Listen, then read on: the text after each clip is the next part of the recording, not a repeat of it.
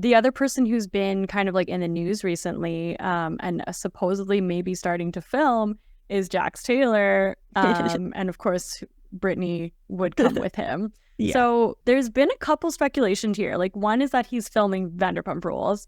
And then the other that we just got is that there's a new spinoff, Valley Village. Is that what it's called? Valley Village, I think. Yeah. Yeah, Valley Village. So for those who haven't heard of that, supposedly there's a new spinoff with Jax and Brittany and Kristen. And it's something about how they're like cheating in, they're like partying for like changing diapers or something. Like, so I guess it's like them. It's basically the premise of the show that was going to happen with all of the OGs once they started having kids before like everyone got fired. I'm so confused by this because he's the only one, like they just mentioned him and Brittany and Kristen. Yeah. So their parents, but then like what about the rest of the cast? Anyway, yeah, I don't. Yeah. I do want to point out, I loved the way that they worded this though, because clearly somebody's been like working on crafting this storyline and what it's going to look like. And they're saying that they're trading in bottle service for baby bottles. That's what it was. I messed that hilarious. up. No, it's good. But I just thought it was like so good. This has obviously been something that they've been literally talking about since, I think at least since season 8. Like I think that the first version of the rumor of this came out in season 8.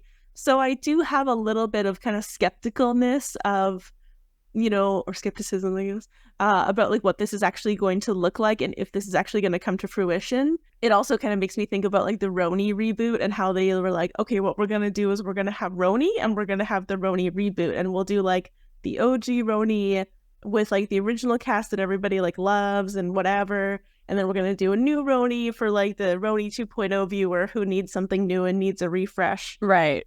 So that does make me wonder like, okay, how preliminary are these discussions at Bravo about what this could possibly look like? Yeah. And are we just being sold this idea yet again? Because a lot of people speculate that basically Jax put this out there, right? Like, I could totally see that. Like, he's been saying that for so long, and like I think they also got this from an interview here where he's like, oh, like I can't say anything, but where there's smoke, there's fire, and it's like, okay, Jax. Yeah. Which, so if we're talking about Jax in the sense of being on the Dream VPR cast, I won't lie. There was a time when Jax Taylor 100% was on the Dream VPR roster, right? Like the first few seasons, he's sociopathic, but he is incredible television, right? Like he is the villain of all villains. Like he is, you can't even believe that this is real. Like this is like, you can't script the type of villain that is Jax Taylor. Is it? Right? No, you're right. And like just like the level of toxicity between like him and Stassi, like the first few seasons.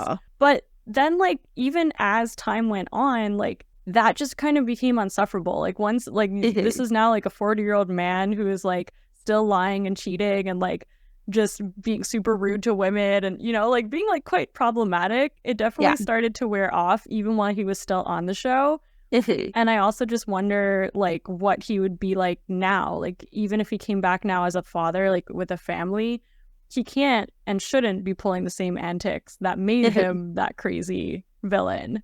Yeah. So I just wonder kind of like why. One thing that this always makes me think about is talking about RHONY, is Dorinda Medley talking about how when she was filming Real Housewives of New York, there was like her life when she was filming RHONY, and then there was her life when she was like not filming RHONY, and like you really had to like decouple these like or categorize or whatever these worlds because one was not the same as the other. Right.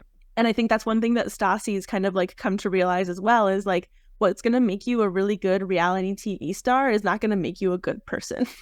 Very rarely. Yeah. And I think Jax is kind of not there yet, and I do understand that there's probably like a certain financial motivation between like, well, the money that you make on a TV show is just too good to pass up. Of course you're going to jump at any opportunity to get back to that level of income, but at what cost? No, yeah, who that's you it. are, and like I think that you're right. I think he's gone down a rabbit hole, and the version of himself that exists and continues to exist, and that he's willing to like tap into to be able to be Jax Taylor instead of Jason Couchy is unfortunate and a little bit problematic. Totally. And I think, yeah, I don't think that he would be on my dream roster. I don't think he would be good television, unfortunately, anymore. And it's unfortunate. But... Same.